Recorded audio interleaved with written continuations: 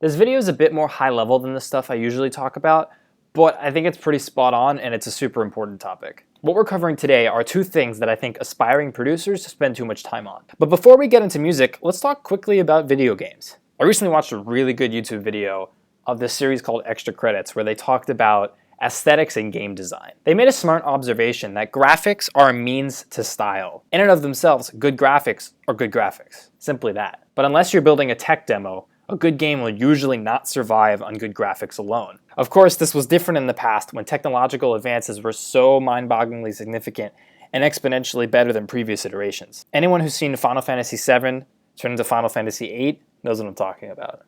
Things like Mario and Zelda are great examples of when graphics have been used as a huge weight for the success of a game.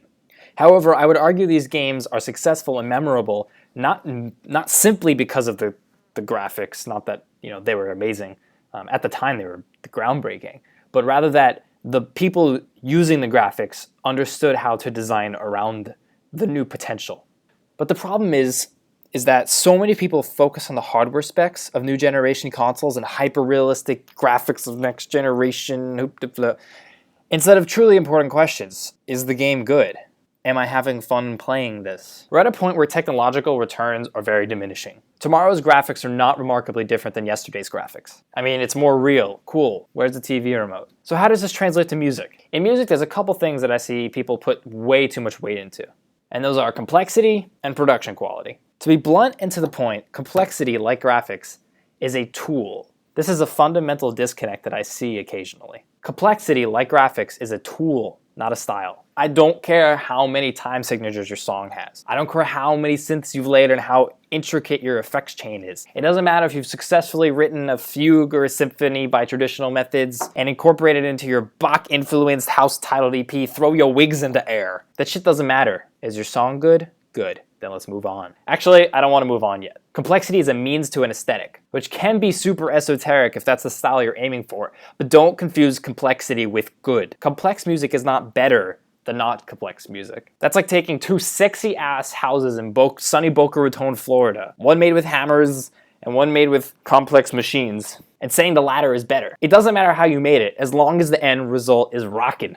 Now, having said that, I understand that some people do enjoy complexity for complexity's sake. But as a producer, it's your job to recognize complexity's role. Because the truth is, most people aren't doing complexity for complexity's sake. Honestly, musical complexity to me is, I most see it in other musicians and myself who are trying to be unique. Like my friends who are trying to be unique, trying to be their own, create some new freaking genre that's a combination of 18 different things rolled up in a burrito. It's basically like a giant musical circle jerk. Complexity circle jerk. It's just totally irrelevant. What does your audience want? Is the song good? I mean, a solo guitar and vocal track can be just as good as the most complex classical piece you've ever heard. Complexity is a tool, not a style. Have you ever read an essay where somebody's using a lot of big words trying to sound smart and trying to be impressive? That's a complexity fail. Don't use one word that only, 2% of people actually know and won't have to open a dictionary, when another word would get the point across and more people would understand. The important part of writing and communicating is the message, not the individual words. And that translates literally to music. So when should you use complexity? When you think complexity will deepen the impact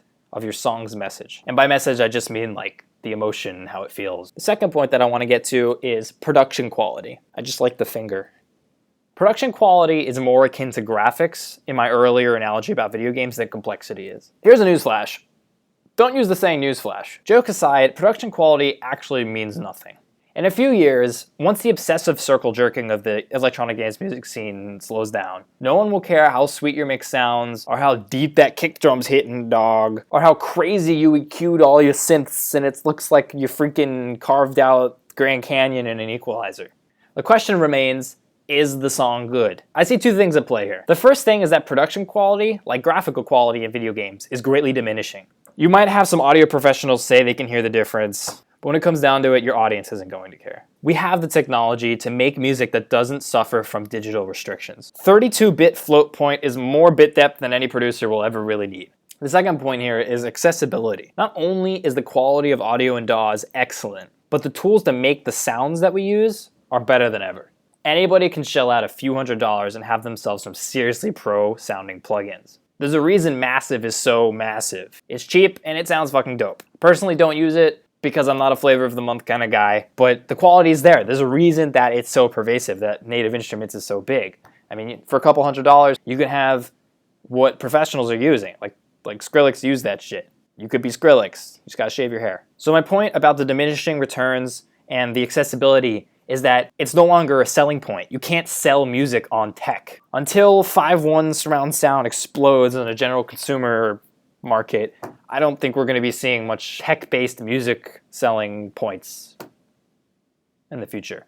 What's going to matter is aesthetic. That's the full circle here. All that shit is a tool now to aesthetic, to a style. The tools no longer become cool enough that they sell an aesthetic. They're no longer an aesthetic in and of themselves. Ever heard a Jack White song, White Stripes, any of those bands? The quality of his stuff is so utterly raw, yet the music is so emotionally successful. It's all about a cohesive aesthetic. Jack does not care about your new Ableton patch or your new Max program live thing that you spend 8 hours on. He's asking the question, is this song good? Obviously, for both complexity and production quality, there is a minimum threshold required to make something tasteful. If your song is as complex as Twinkle Twinkle Little Star, you might need to amp it up a little bit. And if your production quality sounds like you're recording on an 8-track while taking a shower, you should probably spend some time on your production skills. I guess the overarching point of this message is that these tools should not prevent us from creating good music. I know some people who think they need, to spend $2,000 on the best products to make good music. That's bullshit. At one point in time, I spent some money on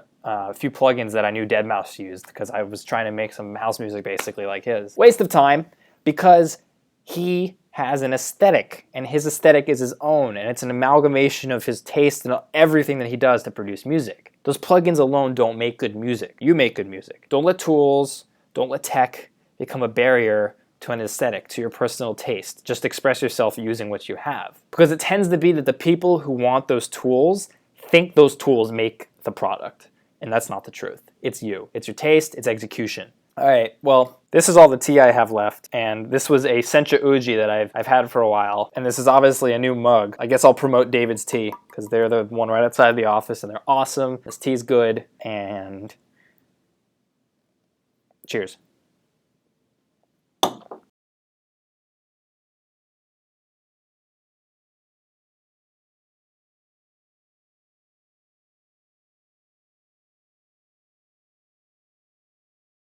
I just picked up a new sweet Nintendo 3DS. I got Animal Crossing, so I'm gonna go catch some bees or something.